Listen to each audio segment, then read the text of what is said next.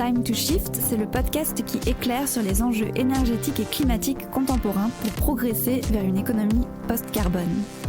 Je suis Lucie et aujourd'hui, je voudrais vous rappeler qu'il y a un an, pour la première fois de nos vies, on était tous soumis à un confinement drastique.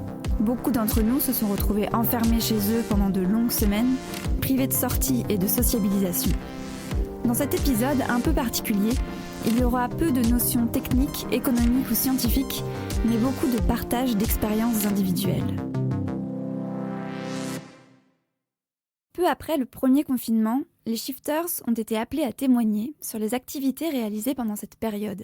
Activités en lien avec la transition vers une économie bas carbone, puisque c'est toujours notre sujet. Il en a résulté le livret In Covid Veritas, compilation de projets inspirants. Pour nourrir des envies que vous avez peut-être déjà, semer quelques bonnes idées ou donner un rapide mode d'emploi, nous vous présentons aujourd'hui 10 projets aussi sympathiques que réalisables. Commençons par l'idée la plus accessible de notre liste, sans doute. Remplacer le bœuf par du porc ou du poulet, c'est très facile et très impactant, nous a raconté Patrick, chef d'entreprise de 49 ans, qui a décidé pendant son confinement de remplacer la viande rouge par de la viande blanche. Pour ceux du fond qui n'ont pas suivi, la production de viande rouge émet 5 fois plus de gaz à effet de serre que celle d'œufs ou de volaille.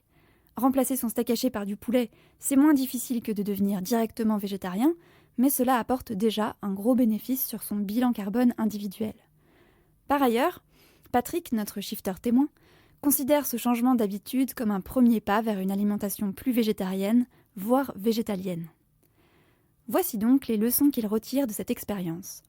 D'abord, Patrick a préféré y aller petit à petit, en évitant un changement drastique et pseudo-définitif pas forcément efficace.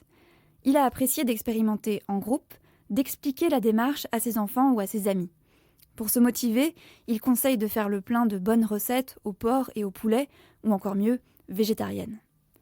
Recontextualiser sa décision en repensant régulièrement à l'impact de la digestion des ruminants sur les émissions de méthane peut être utile.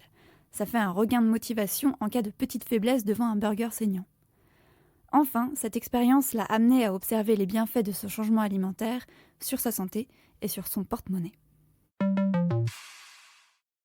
Réduire les émissions de sa consommation de nourriture, ça peut aussi passer par le fait de consommer local et de saison. Peut-être que vous le faites déjà en achetant uniquement chez des producteurs locaux. Plusieurs shifters ayant des jardins ont profité du confinement pour cultiver leurs propres légumes, notamment Lucas, avec qui nous avons pu papoter de son projet.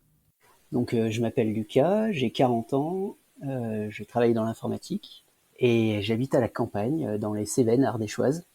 Moi j'ai lancé un potager familial, on va dire. C'était une expérience pédagogique initialement, avec mes enfants qui sont petits, encore au primaire. Lucas a d'abord travaillé sur une 30aine de mètres carrés et a récolté en quelques mois une 20aine de kilos de légumes, patates, salades, tomates, poireaux, carottes, herbes aromatiques, etc. Ça lui a clairement bien plu, du coup, cette année, il a plus que doublé la surface. On a demandé à Lucas s'il y connaissait quelque chose avant de se lancer et apparemment pas tellement. Il avait tout de même déjà tenté l'expérience du potager 10 ans plus tôt, de manière traditionnelle avec motoculteur et désherbage, un travail qu'il avait trouvé fatigant et qui ne lui avait pas apporté tant de résultats. Cette fois-ci, Lucas a trouvé une aide assez inattendue. Il est passé par des blogs et des chaînes YouTube dédiées à la permaculture, au non-travail du sol, au maraîchage du sol vivant. Et en fait, l'idée, c'est de nourrir le sol, d'avoir un sol en bonne santé pour avoir des plantes qui poussent bien. En fait, bon, ça paraît un peu simpliste comme ça, mais je crois que ça se résume un peu à ça. Et en fait, nourrir le sol, qu'est-ce que ça veut dire dans les faits? Ça veut dire laisser de la matière organique. En fait, dans les faits, ça revient à faire beaucoup moins de travail laborieux. Hein, il n'y a pas, il y a plus justement avec cette approche bêcher, désherber. On prépare son terrain, donc ça c'est la partie la plus désagréable qui prend peut-être quelques heures, 2-3 heures suivant la surface du terrain. Et après, on couvre le sol avec du paillis, de la paille, n'importe quoi végétal pour empêcher les mauvaises herbes de pousser. Après, on met ses plants ou ses graines avec un petit espace et puis on regarde pousser, quoi. En fait. On peut démarrer avec des plants de tomates, des radis, des patates germées directement mises en terre. Globalement, une fois le sol préparé et la graine ou les plants en terre, il s'agit surtout d'être patient. En fait, c'est ça, le potager, c'est une histoire de patience. Et c'est ça que, enfin, c'est un des côtés que moi j'ai trouvé très agréable. C'est-à-dire que on est habitué à tout avoir immédiatement dans notre monde actuel. Là, enfin vraiment, si c'est pas immédiat, on passe à autre chose. Bah, le potager, les légumes, ils poussent pas instantanément. En fait, ça m'a fait aussi prendre conscience que souvent on travaille pas avec la nature. On essaie de l'affronter, de la tordre, de la contraindre, alors que, eh ben justement, là, en essayant de la comprendre et de travailler avec elle, de la favoriser, euh, eh ben ça marche aussi et avec beaucoup moins de travail. C'est un peu l'éloge de la fainéantise, on va dire, quoi. On a demandé à Lucas son conseil à quelqu'un qui serait tenté de se lancer sans rien y connaître. Moi, ce qui m'a vraiment motivé à me lancer, c'est certaines chaînes YouTube. Alors en particulier Damien Decars, qui a une chaîne qui s'appelle Permaculture, Agroécologie, etc. Garantie accessible, sans mots compliqués, et même poétique, nous dit Lucas. Dans le Finistère, à Riec-sur-Bellon, Corinne, Emma et Philippe ont monté une épicerie coopérative proposant des produits bio, locaux et de saison. Ils étaient initialement une quinzaine à soutenir et s'investir dans le projet. Ils ont réuni en quelques mois 170 familles adhérentes. Comment ont-ils lancé le projet ? Un préalable était de bien connaître les arcanes de la grande distribution et des marchés. Ensuite, un brin de lobbying auprès des élus a été nécessaire pour obtenir les subventions utiles au lancement, à l'utilisation de locaux, à l'achat de frigos, etc. De fait, le groupe conseille de démarrer le projet en commercialisant les produits secs, non périssables, dont la gestion est bien plus simple que les produits frais. Ensuite, nos épiciers bretons ont dû faire appel à leurs amis. Comme l'épicerie est une coopérative, des volontaires doivent donner de leur temps pour permettre au projet d'exister, de l'ordre de quelques heures par semaine. Il faut réunir au moins 100 personnes pour ouvrir un magasin de 180 m², de façon à couvrir les frais de gestion, et 1000 personnes pour devenir un vrai supermarché, note le groupe de joyeux confinés. Autre exemple qui pourrait faire des émules, celui de Florent Mismer, président d'une association d'usagers du vélo à Saint-Étienne, qui a profité des événements de 2020 pour promouvoir le déplacement à bicyclette auprès de sa municipalité. Au début du premier confinement, alors qu'on fuyait les transports en commun comme la peste, des pistes cyclables provisoires se sont développées dans le monde entier, de Berlin à Bogota, ce qui a inspiré l'association de Florent. Surtout, le discours d'acteurs clés des politiques publiques françaises, soudain très favorable au déplacement à vélo, lui a donné des arguments forts pour démarcher les décideurs locaux. Alors on a fait une lettre pour demander ces aménagements. L'idée c'était de faire ça rapidement, donc on a demandé à ce que des voies vélo soient réservées sur tous les grands boulevards à 2x2 voies de la ville. Et on pensait pas que ça allait être un succès aussi fort, puisque en fait le maire a dit OK pour on a eu carte blanche. Ça c'était notre grande surprise. Et donc on a fait un repérage avec les services techniques. C'était au mois d'avril, un repérage énorme pour installer des plots sur ces boulevards. Alors c'était surréaliste, hein, parce que les services eux-mêmes n'y croyaient pas. Enfin, on a fait passer des vélos au milieu, on a réservé 2 voies du milieu sur les grands axes de Saint-Étienne pour les vélos. Enfin, on était euphoriques. Résultat, 30 km de voies cyclables ont été aménagées. Détail qui n'en est pas un, ce déploiement fut accompagné d'une levée de boucliers de la part d'automobilistes. L'initiative a donc eu besoin de soutien, et celui-ci est venu notamment de chefs de service du CHU de Saint-Étienne, dont font partie quelques férus de vélo. L'initiative de Florent et son association n'est pas un complet conte de fées, puisque les axes provisoires n'ont finalement pas été pérennisés. Il y a 3 villes en France qui ont enlevé les aménagements, et Saint-Étienne l'a fait. On a quand même des promesses solides, et on attend des réalisations concrètes bientôt là, pour pérenniser un axe important. On n'est pas complètement satisfait, bien sûr, mais c'était quand même une avancée. On a gagné du temps.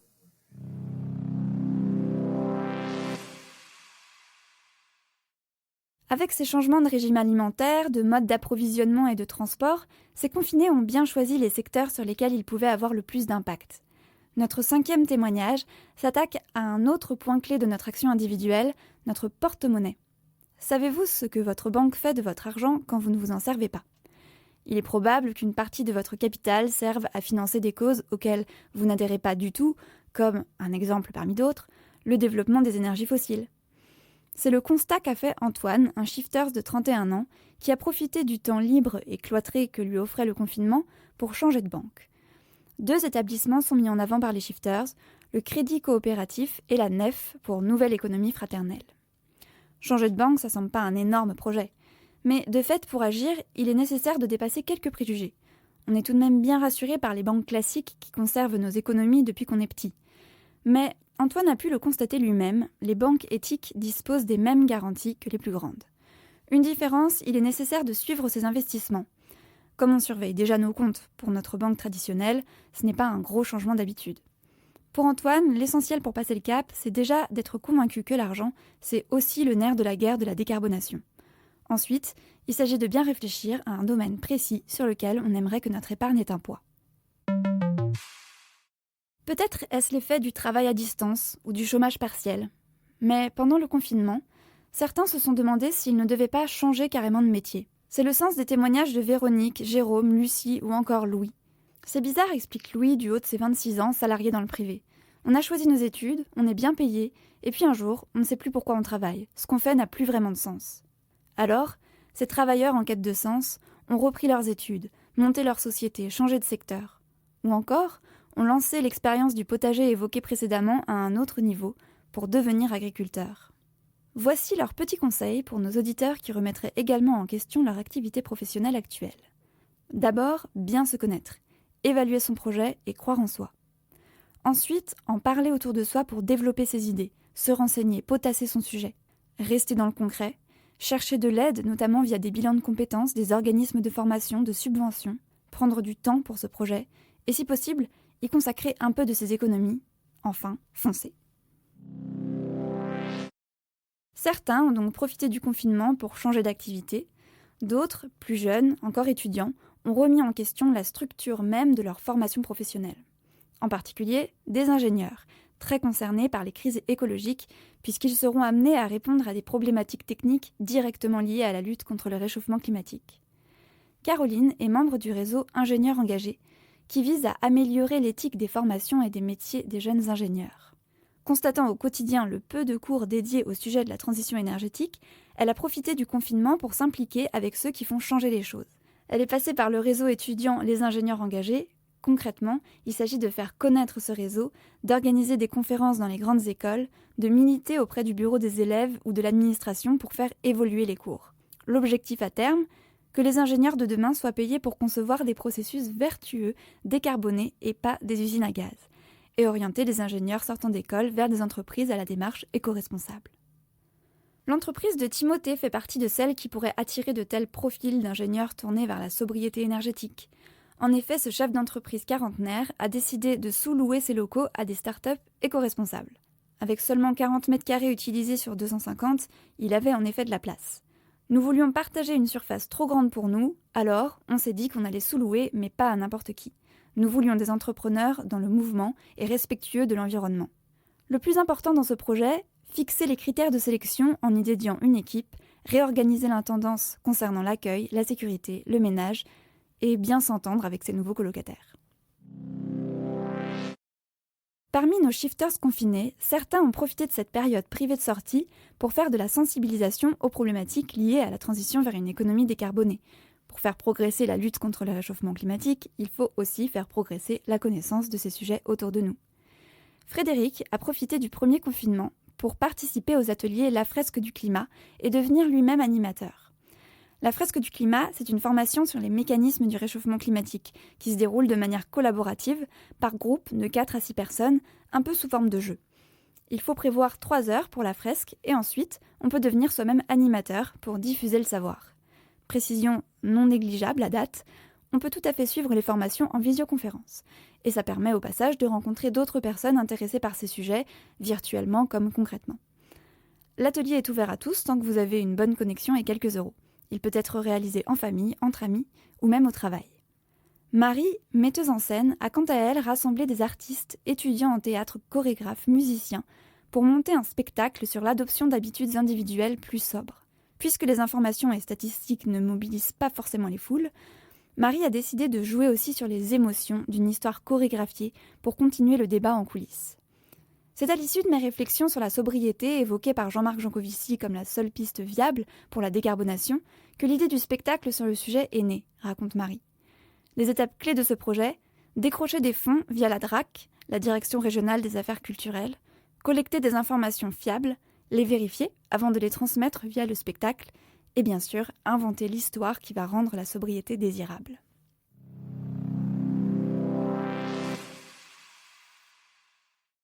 Ces 10 témoignages montrent plutôt bien que l'année 2020, partiellement confinée, n'a pas eu que des effets négatifs sur nos activités. Elle a permis l'émergence de réflexions, de résolutions, de créativité.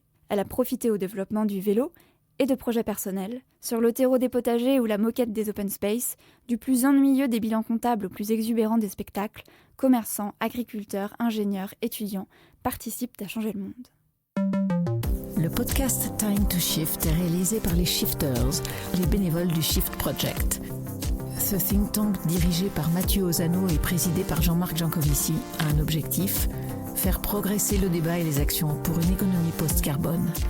Un monde libéré des énergies fossiles et préservé du changement climatique. À très bientôt pour toujours plus de Shift.